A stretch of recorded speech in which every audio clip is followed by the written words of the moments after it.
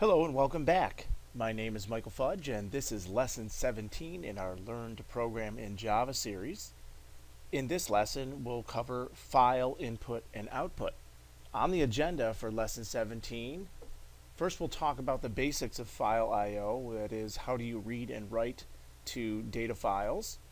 Talk about the two formats in which you can read and write to files: text files, which are human readable data, and binary files, which are only machine readable.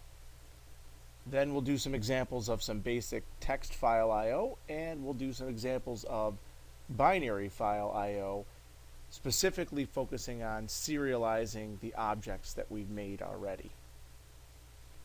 So let's talk about the basics of text file I/O in Java.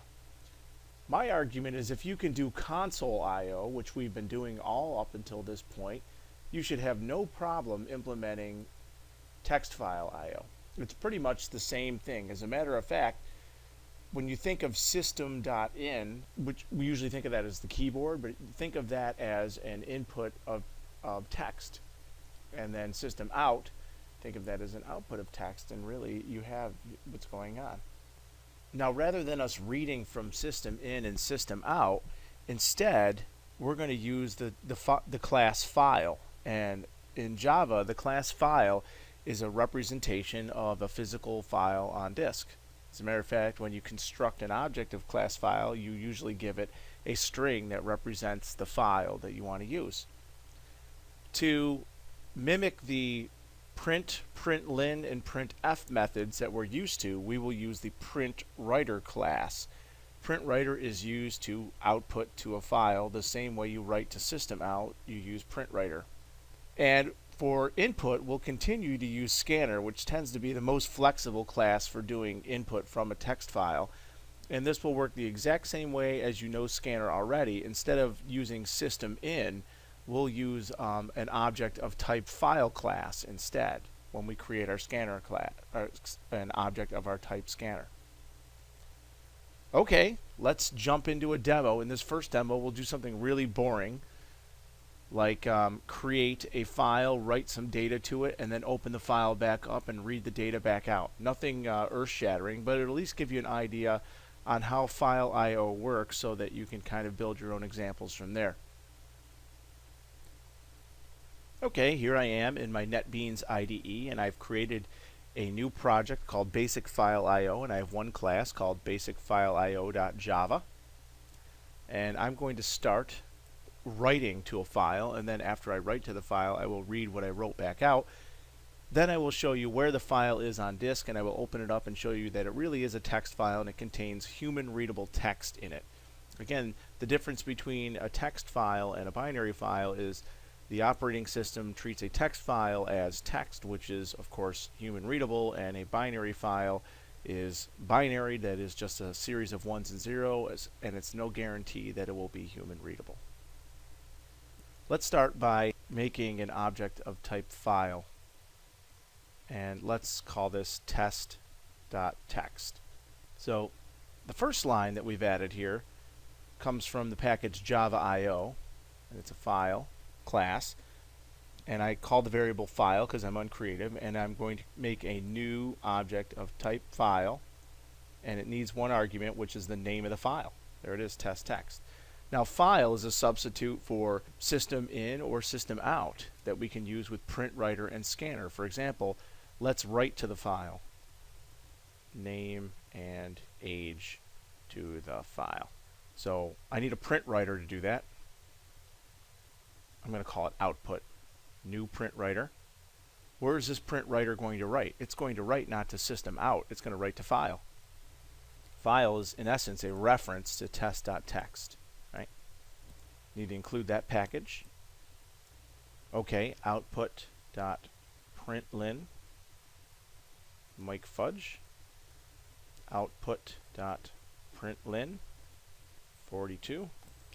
One important thing to note when you are using file I/O is that you have to remember to close the handle to the file. This is important so that it releases the file for use by other programs in the operating system. Something different than when you use standard input and output, that is the keyboard and the screen. Now if you notice, I'm getting an error here, and that's because I need to use a try. This may throw an exception, so I need to catch that exception. And I can just follow the advice here if I want, or I could do the right thing and surround it with a try catch. This is why we introduced the exceptions unit before we introduced the file IO unit. You need to know something about exceptions before you can correctly handle and address file IO issues in Java. It raises an IO exception, so I want to catch that exception. And what should I do when I catch this exception? Probably do something like this. Let's print out a message. The specific error I'm going to print, I'm going to just say error, and then %s, and I'm going to just send in EX. And when I send in the object EX of type IO exception, it will convert this to a string because of this format specifier. And so it'll take the exception and then just blurt it out as a string, but I'll see it on the console. So if some error is to be raised from this operation, it will show it out. Let me reformat this code so it looks a little better. Okay.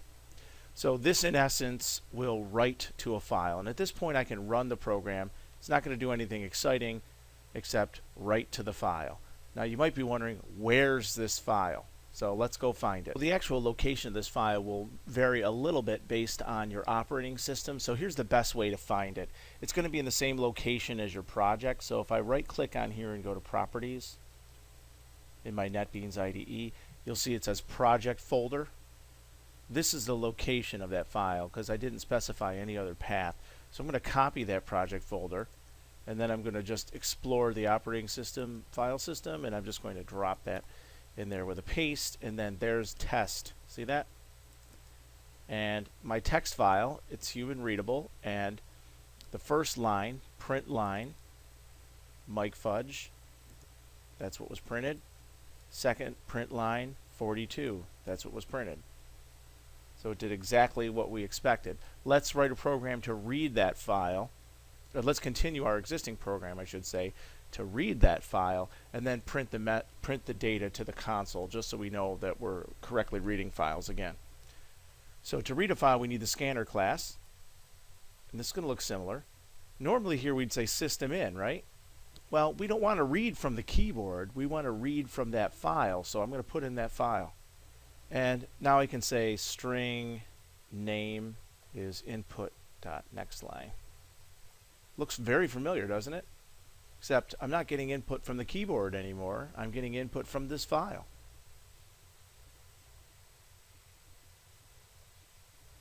Since I know this is actually an integer, I could say next int here. And then I could say int age if I really want to. And then I can print them out. Name, %s, age, %d, comma, name, age.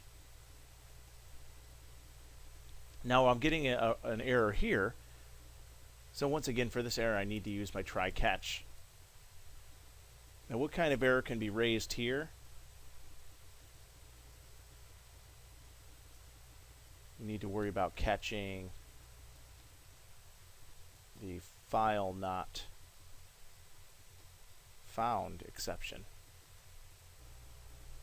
Because again, what if I try to read from this and it's not there? That's going to throw an exception. I need to handle that exception. So I'm just going to repeat my error message. I'm going to be rather uncreative. I could say something like, please choose a different file or something along those lines, but I'm just going to merely handle the error with grace.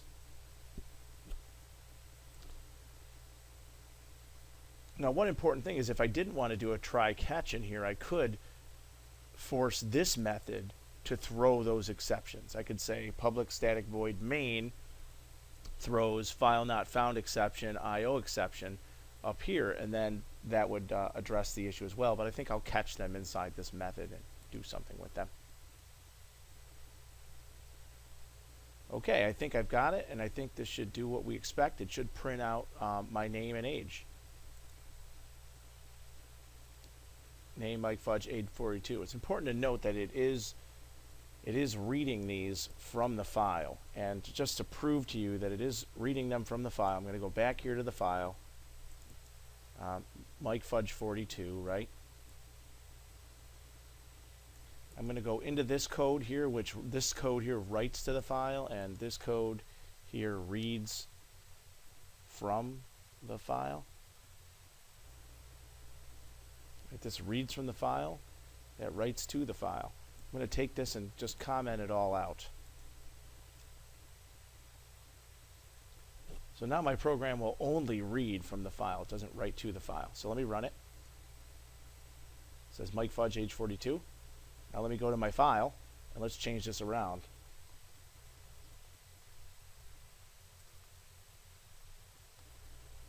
There we go. Save my file.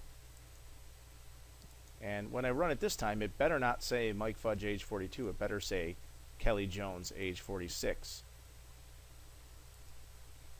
And it does. Ta-da! See that? So as you can see, reading and writing to a file is not that much different than reading and writing to and from the console.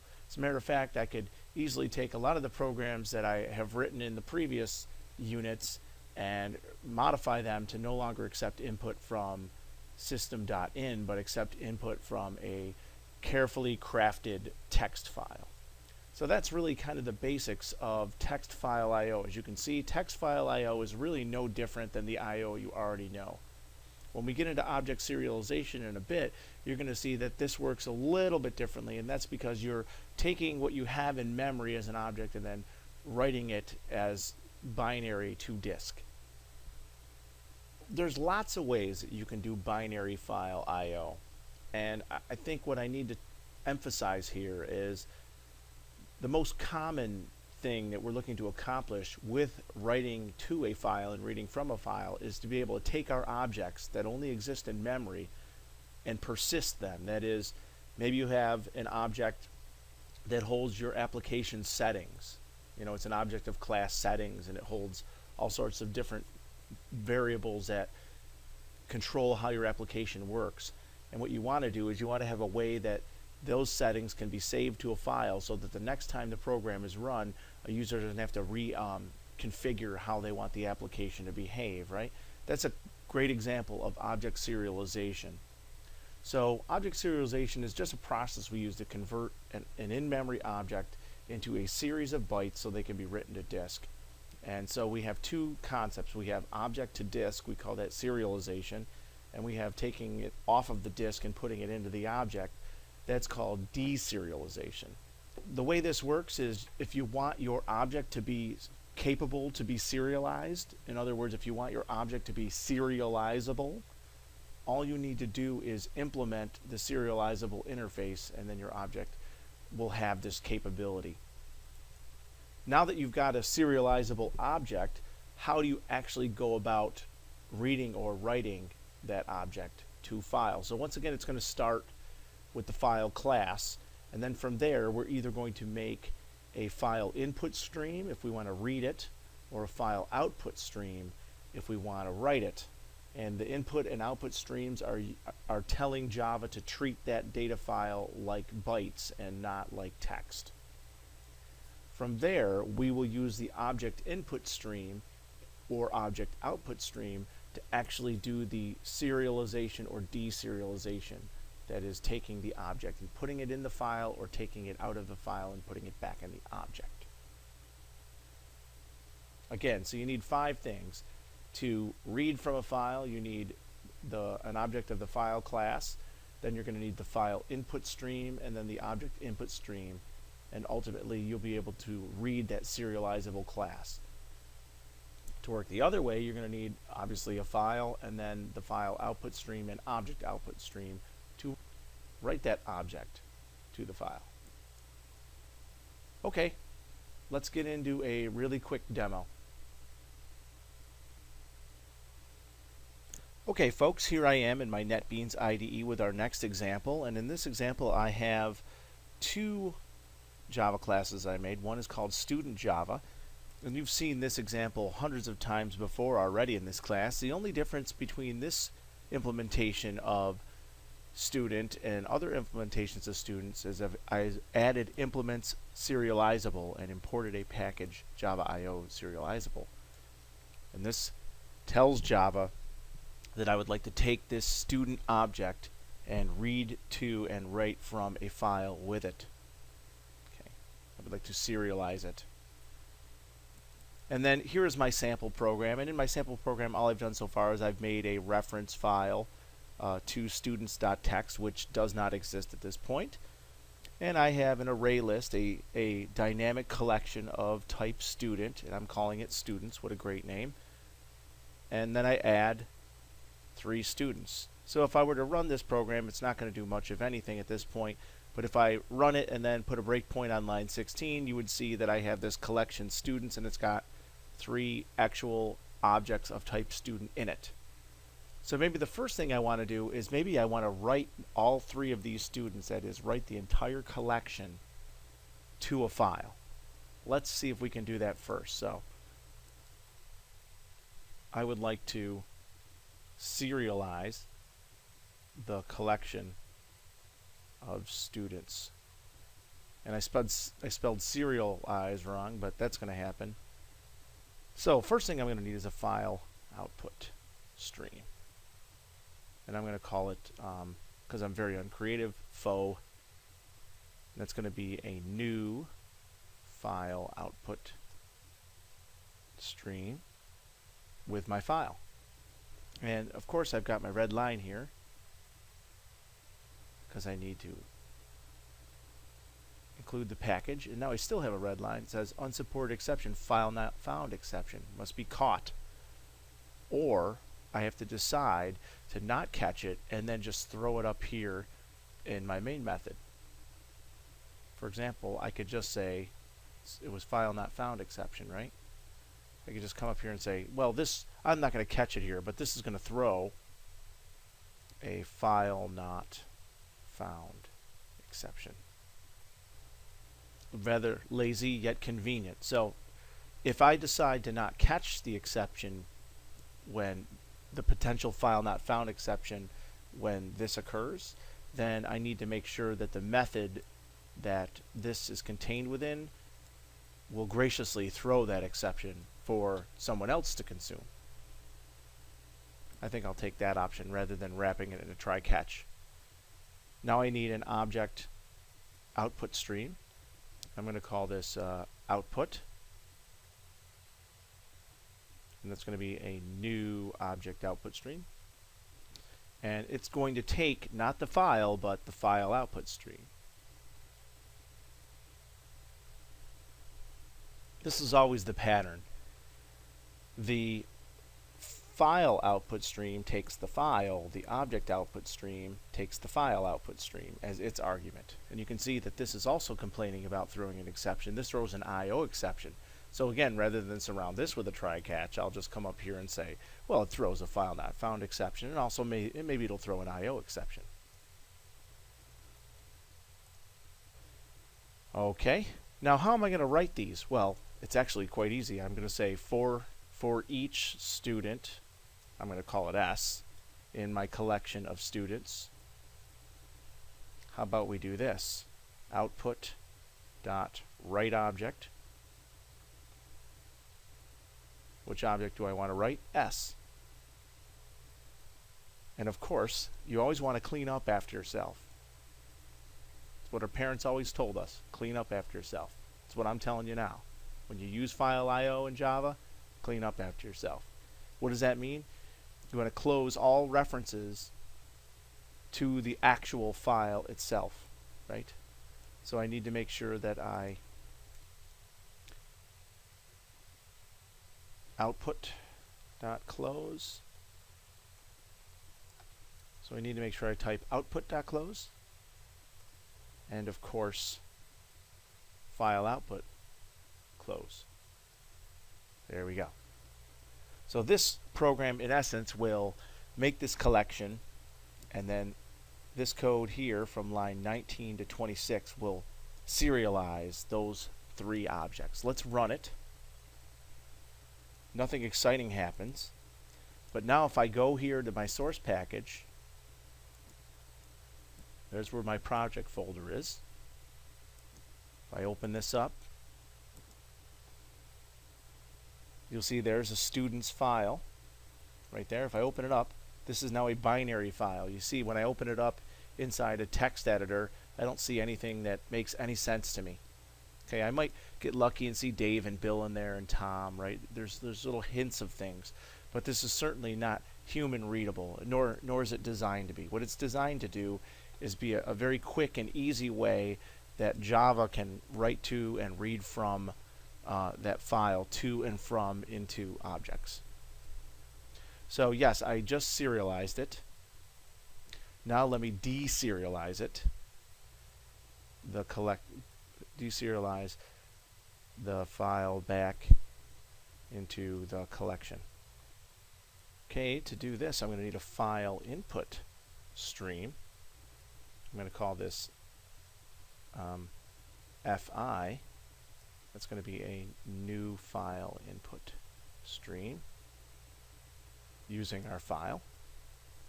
Then we're going to say object input stream input new object input stream using my file input. Okay, and there we have it. Now I need to read into my collection, right? So I guess rather than cheating and using the same collection, let me do this. Come down here, and I'm going to call this students 2.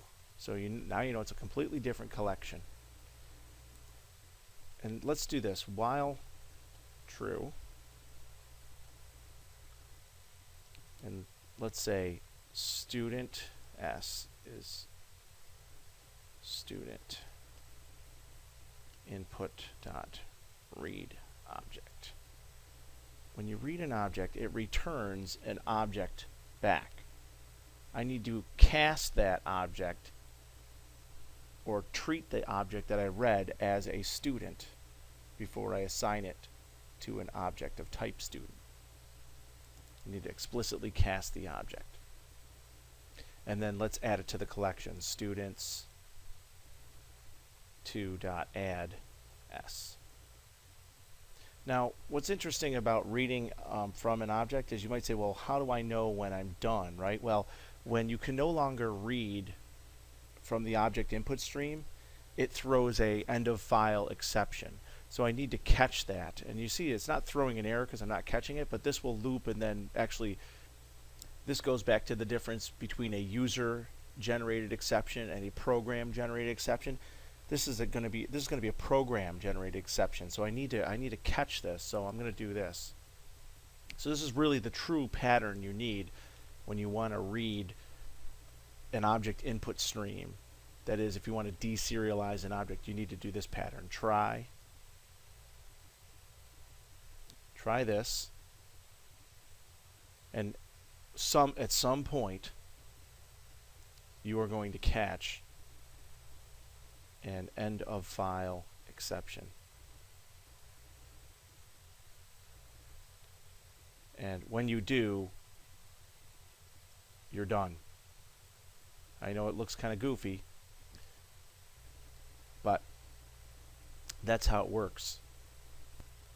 So again, it's going to loop, and it's going to keep reading in the object and putting it in S, then adding it, reading in the object, putting it into S, adding it, and then as soon as it hits an exception that says there's nothing more to read, that's end of file.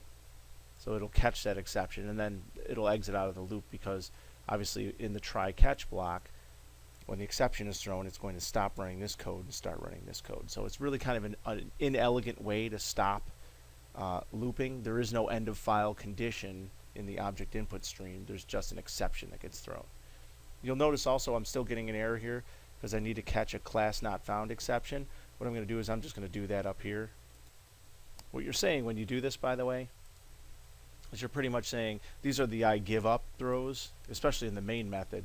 You're saying, you know, if anything happens down here, you know, just let these exceptions fly, and then you'll see them in the console. Under normal circumstances, if this was some kind of method in a class, right, we might want to throw these so that they go up to the caller, and then the caller can address them with a try catch. But it certainly doesn't make a lot of sense to do this in the main method, other than the fact that your teacher is lazy. Okay, so now when I get to this point in line 42, I should have a collection of students too that has the 3 names in it. So let's print them out. So this is, again, a little goofy, but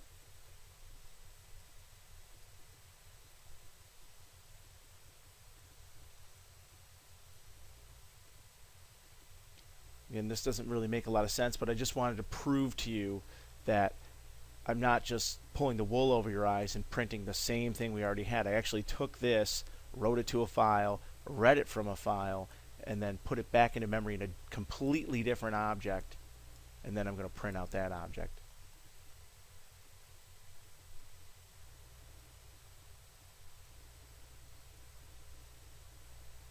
Okay, so now this should do something rather uneventful. If it works, it's going to just print out Tom, Dave, and Bill. Do you see that? Tom, Dave, and Bill. But really what happened was I had Tom, Dave, and Bill in memory under students. Then down here, I serialized Tom, Dave, and Bill into the file students.txt.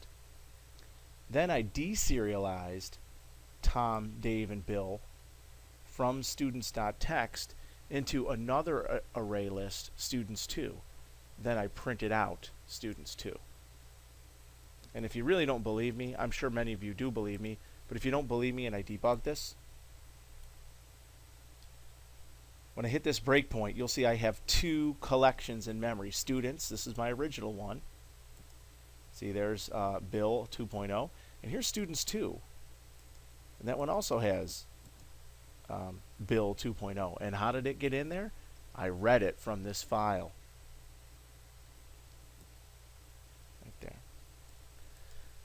And there you have it. That's file serialization and deserialization. What do you need to know and what do you need to remember? What you need to remember is that to write to a file, to write an object to a file, you need the file output stream and the object output stream. And the object output stream takes as an argument the file output stream. And you just call the write object method to put that object in the file. When you're reading, it works kind of in reverse. But you say input read object, and then you have to remember to cast that object to the target type.